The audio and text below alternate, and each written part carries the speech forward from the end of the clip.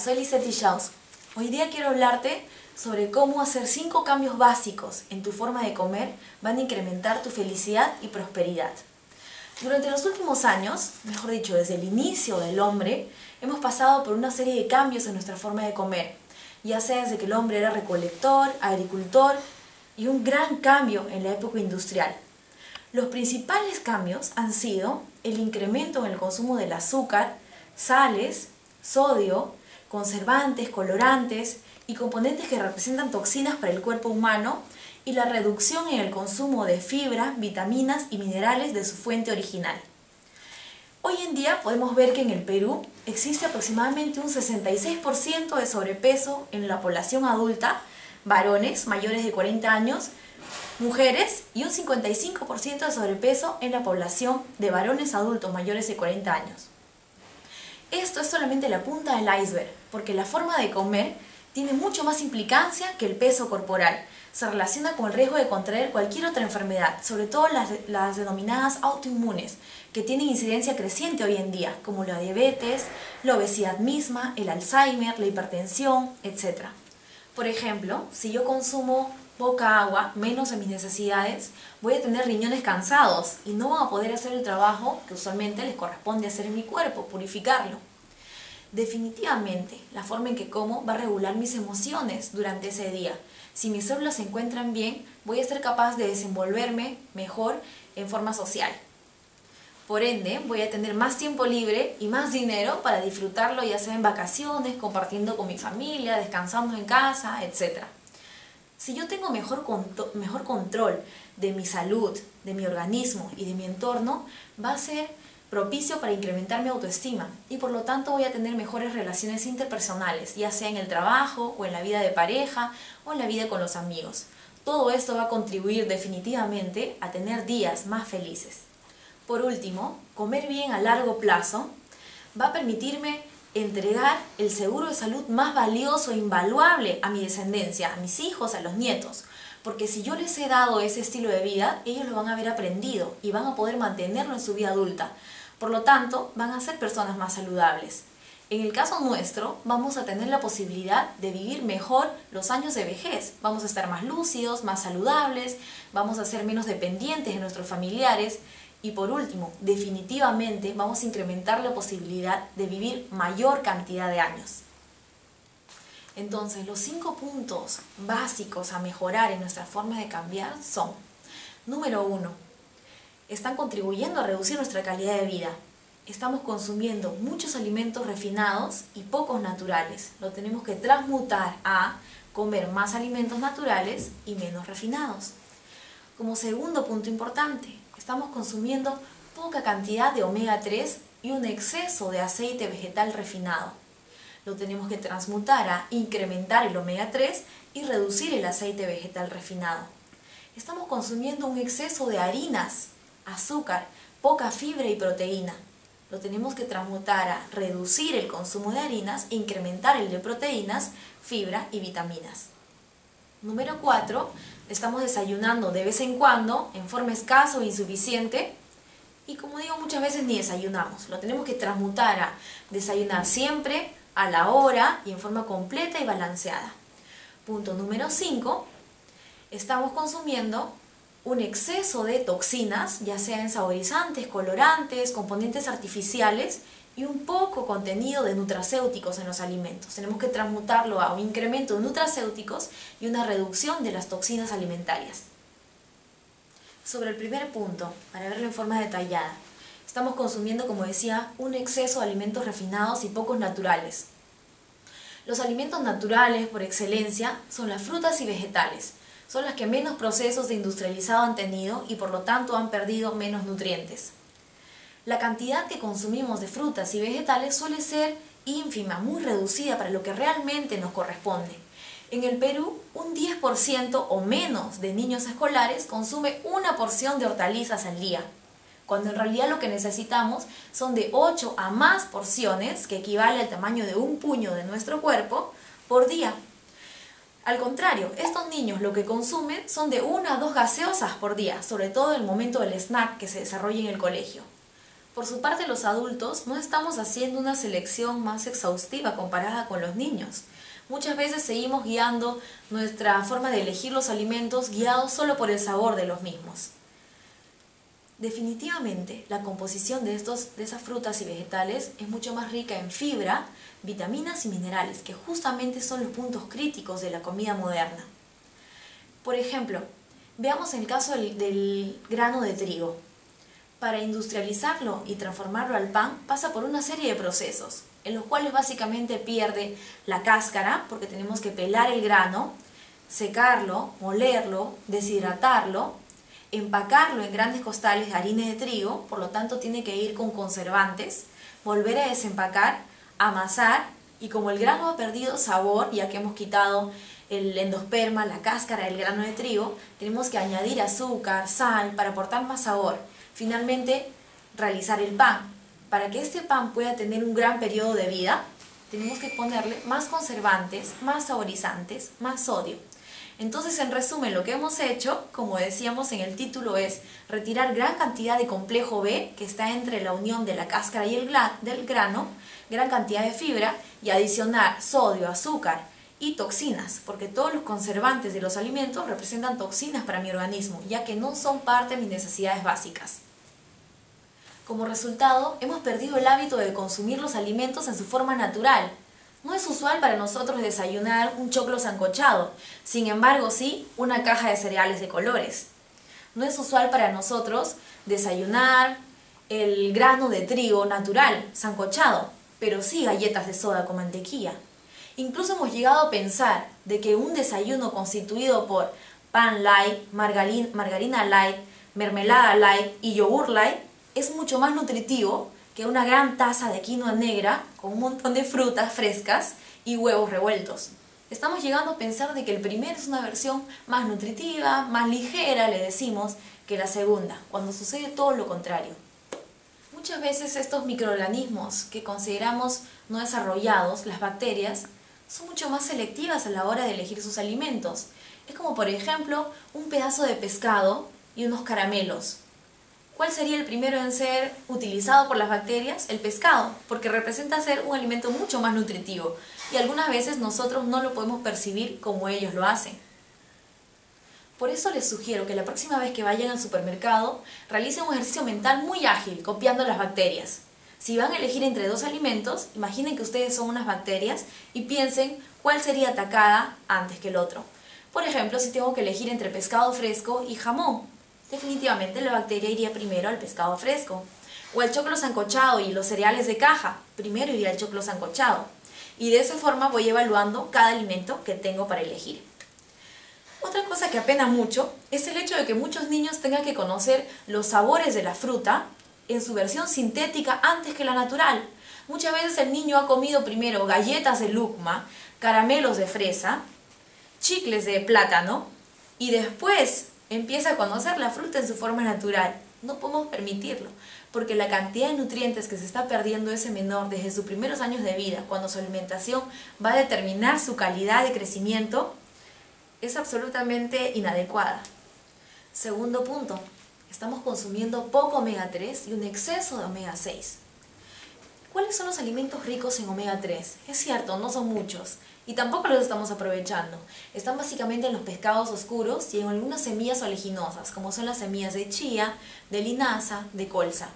Y el omega 6 está en todas las grasas vegetales, que abundan en los alimentos procesados, porque se ha descubierto además que representan un gran margen para la industria, ya que son muy accesibles para utilizarlo como ingrediente de alimentos de bollería, snacks, etc. Existe una relación ideal del consumo omega 6 versus omega 3, que suele ser de 3 a 5 veces omega 6 por omega 3. Sin embargo, en la vida moderna estamos consumiendo de 5 a más veces la cantidad de omega 6 de lo que realmente necesitamos. Entonces, como decíamos, ¿en dónde se encuentra el omega 6? En toda la grasa vegetal, sobre todo el industrializado. Todo lo que vienen a ser cremas, salsas, bollería, snack, caramelos, los helados, etc. Y el omega 3, como vemos, solamente los pescados, que cada día la frecuencia en el consumo es menor para los limeños. Incluso estamos exportando harina de pescado, en la cual se ha destruido la cantidad de omega 3. y estamos empezando a importar cápsulas de omega 3, las cuales no representan el mismo beneficio para el cuerpo humano.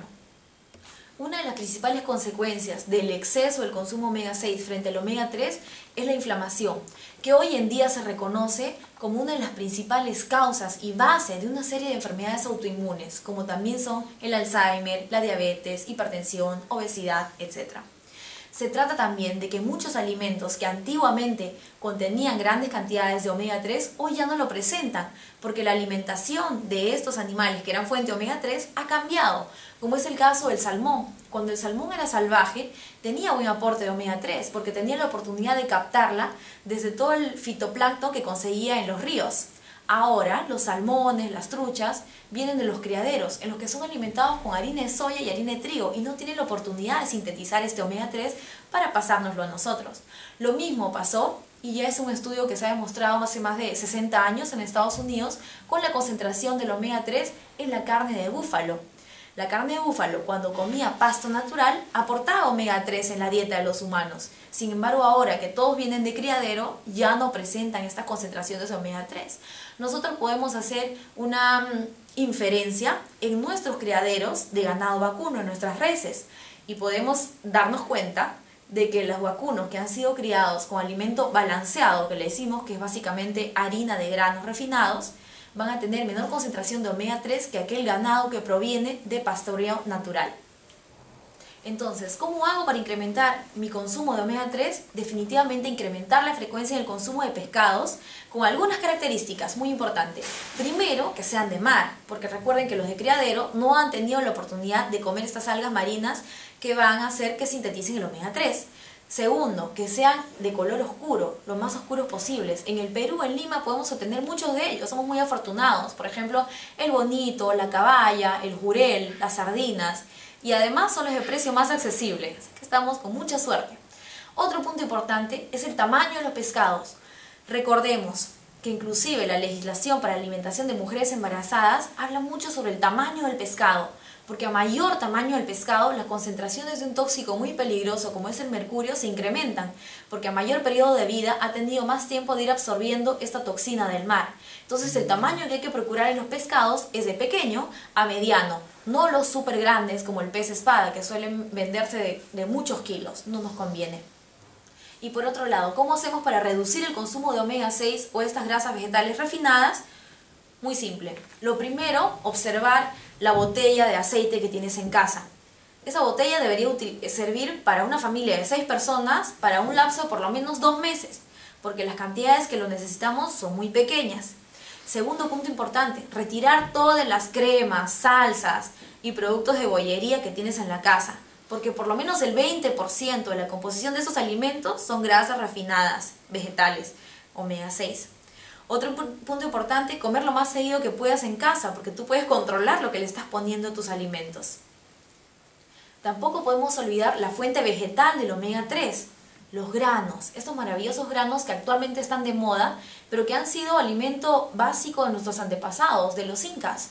Se trata de las semillas de chía, las semillas de linaza. Tienen grandes concentraciones de omega 3 y deberían ser parte de la alimentación de cada uno de nosotros, no solamente de los niños y las mujeres embarazadas, quienes incrementan necesidades de omega 3, sino de toda la población en general. Otra cosa muy importante que vale la pena resaltar es la relación entre el consumo de omega 3 con el rendimiento intelectual y las emociones. Demostrado científicamente por estudios hechos por psiquiatras, el hecho de que la agresividad en las personas se reduce con un consumo constante y adecuado de omega 3. También, por otro lado, incrementa, como decía, el rendimiento académico, intelectual y las relaciones interpersonales. Por supuesto que vale la pena encontrar un balance entre el consumo del omega 6 y el omega 3. El punto número 3 era acerca de incrementar el consumo de proteínas, fibra y minerales y reducir el de harinas refinadas. En este punto es muy importante tener en cuenta nuevamente de que hay que tratar de propiciar no solamente el conteo de las calorías totales, que está muy de moda, incluso he visto que se comercializan contadores de calorías, lo cual es absolutamente ridículo, porque es como si nosotros pensáramos de que podemos contabilizar nuestro cuerpo numéricamente por el número de células por el que está constituido. sin observar el hecho de que cada célula que conforma diferente órgano y sistema es absolutamente diferente en estructura y por lo tanto también en necesidades. Por ejemplo, tengo pacientes que me visitan con problemas de estreñimiento, sobrepeso, y me dicen, estoy comiendo muy saludable, cuento las calorías y realmente no sobrepasa las 1200.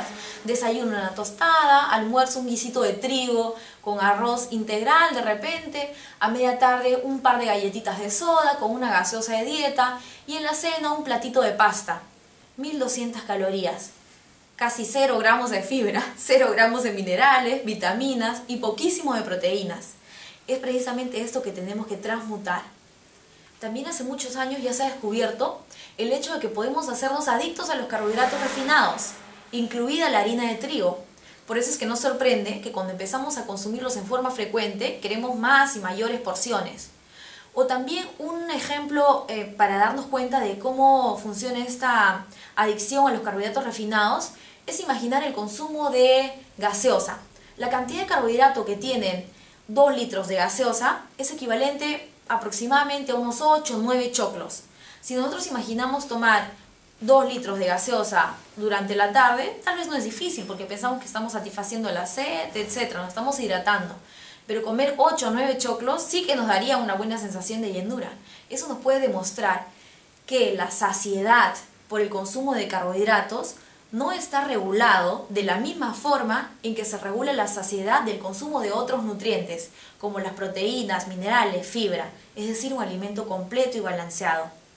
Es cierto que las proteínas, en su forma más conocida, son las de fuente animal, ya sea en la carne, el huevo, el pescado, los mariscos, etc. Pero también podemos obtenerlos en la fuente vegetal, por ejemplo en las menestras, en los granos de chía, de linaza o haciendo combinaciones adecuadas para complementar los aminoácidos, en las semillas oleaginosas como las almendras, las pecanas, las castañas, que también la mayoría de ellas las producimos en nuestro país. También tenemos referencias de estudios muy interesantes que han asociado el consumo de proteína, sobre todo cuando se da en el desayuno, y la sensación de saciedad no horas más tarde, sino durante todo el día. Inclusive hay un estudio muy específico en el que se habla del número de gramos de proteína que se consume en el desayuno y el número de gramos de carbohidratos que se consumen en la noche. Mayor consumo de proteínas en el desayuno, menos ansiedad por el consumo de carbohidratos durante la cena, lo cual definitivamente va a contribuir a obtener un peso ideal. Inclusive dentro del consumo de las frutas hay una gran disyuntiva, una gran polémica, fruta entera o jugo de frutas. Hoy quiero decirles que hay una gran diferencia en el consumo de fruta en trozos y jugo de frutas, básicamente por 4 puntos. Primero, la liberación del azúcar, que lo vamos a ver detenidamente. Segundo, el aporte de fibra, el aporte de las vitaminas y la velocidad con que se absorben estos carbohidratos o llamada la sensación de llenura que nos pueden propiciar. Para ver el primer punto, la liberación del azúcar. Cuando nosotros masticamos una fruta, vamos a tener una liberación controlada y prolongada del azúcar. Va a iniciarse en la boca, sigue por el esófago, en el tracto digestivo, inclusive hasta el colon. Una liberación controlada y lenta, lo cual nos va a permitir tener energía por bastante tiempo. Es decir, que el azúcar no se eleve mucho en sangre y no haya riesgo de transformarlo en grasa. Sin embargo, si nosotros licuamos esta fruta, la velocidad de absorción, ya que la fructosa, el azúcar de la fruta está disuelta en el agua, va a ser muy rápido. Lo absorbemos violentamente y corremos el riesgo de hacer una curva de azúcar muy alta en la sangre. Cuando hacemos esta curva alta, va a caer con velocidad. Y vamos al punto 4, que era la sensación de saciedad. Por lo tanto, vamos a estar muy satisfechos por un rato, pero a las horas, o tal vez menos de eso, minutos, vamos a sentir un hambre voraz, porque el pico de azúcar ha caído drásticamente, violentamente en el cuerpo. El segundo punto era sobre la funcionalidad de la fibra. Cuando yo mastico la fruta nuevamente, estimulo la irrigación de las encías, fortalezco la dentadura, hasta acelero el metabolismo porque estoy haciendo un gasto energético en la masticación. Y voy estimulando de la misma forma todo el tracto digestivo, los músculos del esófago, del estómago. Es como si mandara al gimnasio a todo el tracto digestivo, nuevamente hasta el colon. Pero si yo pongo esta fruta en la licuadora y la cuchilla de la licuadora cumple esta función, no estoy dándole mayor trabajo a mi tracto digestivo, por lo tanto no estimulo esas células. Y recuerden que todo lo que no se utiliza en el cuerpo humano se atrofia, es muy diferente. El otro punto era el aprovechamiento de las vitaminas. Sabido por todos es de que una de las principales vitaminas de las frutas es la vitamina C. Pero esta vitamina C es muy delicada, le decimos muy lábil. ¿Por qué? Porque se muere con el contacto al hierro, con el incremento de las temperaturas. Si lo tenemos mucho tiempo oxigenándose y expuesta a la luz solar, se destruye y no la podemos aprovechar. Cuando ponemos la fruta en la licuadora, ¿quién es la que corta los enlaces de fibra y también tiene contacto con las vitaminas? La cuchilla de hierro, por lo tanto muchas de ellas se pierden. Ustedes dirán, ya, pero ¿qué pasa con el jugo de naranja, por ejemplo? Porque ahí no lo ponemos en la licuadora, es diferente. Pues mucho peor, porque el jugo de la naranja, primero, ¿cuántas naranjas se recomienda para consumir como fruta? Siempre es una unidad, porque recuerden que la porción de fruta que nos corresponde es el tamaño de un puño. Pero si yo hago un vaso de jugo de naranja, que es lo estándar que consumimos como porción de jugo, ¿cuántas naranjas voy a necesitar para ese vaso? 4, 5, hasta 6, dependiendo si no es temporada y no están muy jugosas. Entonces las porciones de fructosa las estamos incrementando hasta 4 veces nuestras necesidades. Y no contentos con eso, nos atrevemos a llamar bagazo o desecho a uno de los principales componentes de la fruta, que es la fibra. Le eliminamos y nos quedamos con la solución de agua, azúcar y unas cuantas vitaminas. Muy diferente el consumir fruta y jugo de fruta. El cuarto punto que necesitamos transmutar urgentemente es el hecho de que muchas veces no desayunamos, o lo hacemos muy tarde, o lo hacemos en forma incompleta, sin un balance adecuado. Entonces, nosotros muchos años hemos escuchado que las abuelitas nos decían, el desayuno es la comida más importante del día. Llegó una etapa en la que los estudios demostraron de que no, en realidad todas las comidas eran igual de importantes. Hoy se está volviendo a tomar relevancia esa frase que decían las abuelas, de que el desayuno es una de las comidas más importantes del día, porque es inclusive utilizado como un marcador de salud general de la persona humana. ¿Por qué? Porque la persona que toma un buen desayuno tiene menos riesgo de comer grasas saturadas, azúcares refinados durante el resto del día, como habíamos mencionado que se demostró en un estudio en el que el consumo de proteínas en el desayuno tenía implicancia en el consumo de carbohidratos refinados durante la cena. El consumo regular del desayuno se ha asociado positivamente con un peso corporal ideal, con un buen estado de ánimo, con mejorar las relaciones interpersonales y mejorar el rendimiento académico. Imagínense lo determinante que es tomar un buen desayuno para los niños que están yendo al colegio y están en un proceso de formación, pero también para todos nosotros, porque al final la mayoría trabajamos con el intelecto y si no estamos rindiendo en forma óptima, nuestros resultados no van a ser los más positivos que podríamos tener. Dijimos que tenía que ser un desayuno diario. No podemos dejar de desayunar porque es vacaciones, porque hoy día no trabajo, porque claro, tal vez hoy día no voy a trabajar siendo domingo y no pondré a trabajar mi intelecto, pero todas las demás células de mi cuerpo no están de vacaciones, entonces necesitan tomar un desayuno todos los días, diario. Otro punto importante es el horario. El horario del desayuno o la actividad del desayuno tiene que ser la primera actividad del día. No puede ser de que yo me levante, me ejercite, pasee, saque al perro y después tome el desayuno. Porque ¿con qué nutrientes he podido realizar todas las otras actividades? Hay una analogía que me gusta mucho utilizar con los pacientes y es el hecho de que si nosotros tenemos un auto y su gasolina, el equivalente sería mi cuerpo con mi combustible, que es la grasa corporal. ¿Cómo hago para que ese auto empiece a utilizar su combustible, que es la gasolina? Lo enciendo, lo pongo en on. Si yo no lo he encendido, yo puedo acelerar, puedo hacer cambios, todo, pero no va a pasar nada con su combustible. Lo mismo pasa con el cuerpo humano. Si yo no tomo desayuno, no puedo activarme. Puedo hacer una maratón, pasear al perro, leer, etc. Una serie de actividades, pero mi cuerpo no ha activado el metabolismo y por lo tanto no he tenido la oportunidad de utilizar ese combustible que es la grasa corporal. Por lo tanto, si yo pretendo utilizar grasa como fuente de energía o reducir mi peso corporal, lo primero que tengo que hacer es tomar el desayuno en la primera hora de la mañana. Lo que yo recomiendo es durante los primeros 30 minutos luego de despertar. Ya no digo levantarse, porque también hay casos en que las personas levantan, sobre todo fines de semana, levantan, pero luego de pasarse 2 horas viendo televisión desde que se han despertado. Entonces, en los primeros 30 minutos luego de despertar. Dije también que el desayuno tenía que ser completo y balanceado. Esto implica 4 grupos de alimentos. Harinas, algo de frutas, proteínas, muy importante, ya vimos un poco por qué, bebidas y un opcional que sería bueno acostumbrarnos a hacerlo cada vez más seguido, incorporar vegetales en el desayuno, que no tiene por qué ser desagradable, todo lo contrario. Primer grupo de alimentos, las harinas. Ya dijimos de que debíamos optar por aquellas menos refinadas posibles. Tenemos muchas opciones, la quinoa, la kiwicha, el trigo resbalado, el choclo, el mote, el tamal, el camote, la papa, etc. La porción de la harina casi siempre, a no ser que tengamos alguna enfermedad o afección específica, es del tamaño de mi puño, cuando ya está sancochado, obviamente. Otro grupo de alimentos, las proteínas, nuevamente digo. Necesitamos aquellas lo menos industrializadas posibles. ¿Cuáles pueden ser? Huevos, un poco de pollo, tal vez un queso, etc. Tal vez pescado también, el desayuno, como el típico desayuno norteño o el piurano. El siguiente grupo de alimentos, las frutas. Ya hablamos sobre la porción, un puño, y también hablamos sobre la importancia de determinar o jugo o fruta en trozos. Nos conviene la fruta entera, como dijimos. El otro grupo de alimentos eran las bebidas, que puede ser una infusión, un café, etc. Y como decía, el grupo opcional, pero que cada vez hay que acostumbrarnos a propiciarlo más, porque recuerden que necesitamos cumplir hasta 8 porciones al día, entonces hay que buscar todas las oportunidades para incorporarlo, dado los maravillosos beneficios que dan al cuerpo humano, son los vegetales.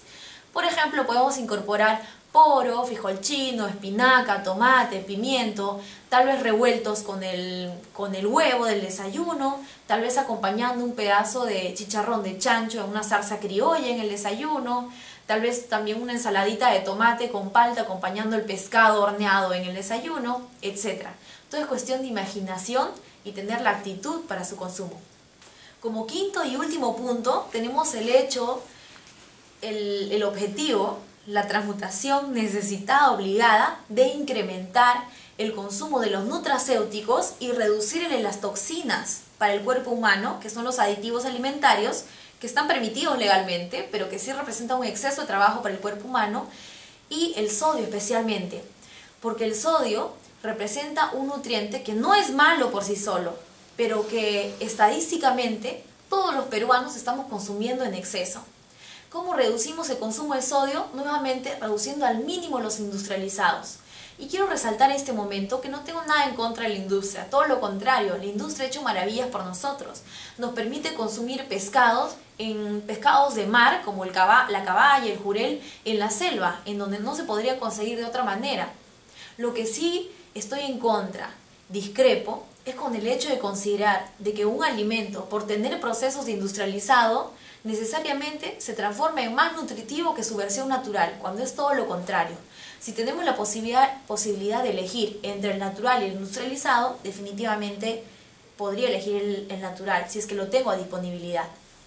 Es curioso observar cómo en el intento de compensar el desequilibrio que hemos hecho en el cuerpo humano, importamos, adquirimos desesperadamente vitaminas, minerales, suplementos de síntesis química.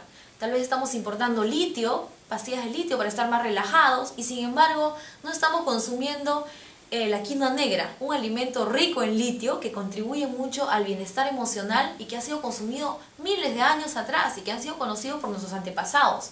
Muchas veces nos dedicamos a exportar toda nuestra producción de quinoa negra y no estamos incrementando el consumo a nivel nacional. Es muy importante para nosotros voltear la mirada y observar una de las principales fortalezas de nuestro país, que viene a ser la biodiversidad en la producción de alimentos y plantas. Dado que tenemos muchos microclimas, temperaturas, alturas, concentraciones de humedad muy diferentes, en cada una de estas zonas se producen alimentos y plantas muy diferentes en composición y nutracéuticos.